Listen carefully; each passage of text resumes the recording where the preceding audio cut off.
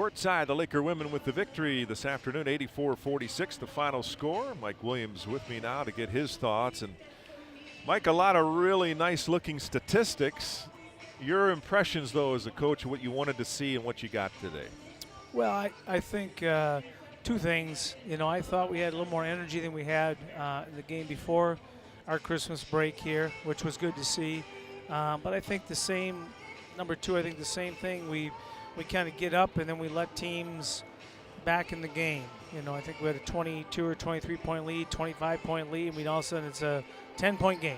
You know, and then we call a timeout and our players kind of figure it out, and then they make a run to end the game. You know, a good run. So I don't know. I don't know if it's good that teams make a run and we respond, or it's bad that we let teams back in the game. But, you know, Cornerstone's a good team. They've got, I think they're a good offensive team. They got offensive players. They were a little short-handed today. They've been kind of hit by the flu bug, which I think hurt them. And they played last night down in Gary on a night game. So they probably got a little fatigued at the end of the game.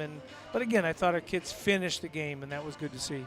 Yeah, some of those impressive stats. You get 9 threes, 14 offensive boards, 18 steals as a team. That's quite a number right there.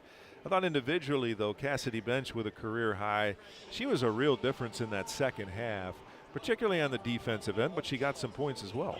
You know, I think a couple things. I think things are starting to click for her, especially on the defensive end. She's trying to keep space and tip shots instead of trying to swat them, so she's not picking up the fouls like she did last year. And I think she's gotten stronger. You know, I think Kat LaPrairie, who kind of handles our strength and conditioning, has been doing some extra weightlifting with her. And I think it's worked wonders. You can see that, you know, she's got a little more stand-up out there. She doesn't get tired. And I thought she played really well. She demanded the basketball inside. She scored it. She rebounded and, you know, played one of her better games. Mike, it was an opportunity for your freshmen to play in this quite a bit, and it was neat to see as Mackenzie Harbord, Emma Wright had some really good moments. Harbord, maybe a breakout game for her. I liked her ball handling, too. She was impressive.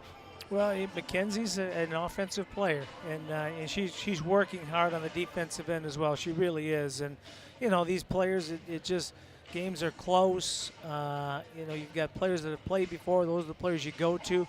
But I think these are good games for these players, and I think they are starting to see that if they keep working in practice and they keep working while they wait, when they get their opportunity to play, they'll do well, and they did well today. Well, final thought from you as you look ahead next week, back to conference action. But you're coming in off a nice performance today. It's 4 in a row. How are you feeling going back into conference play?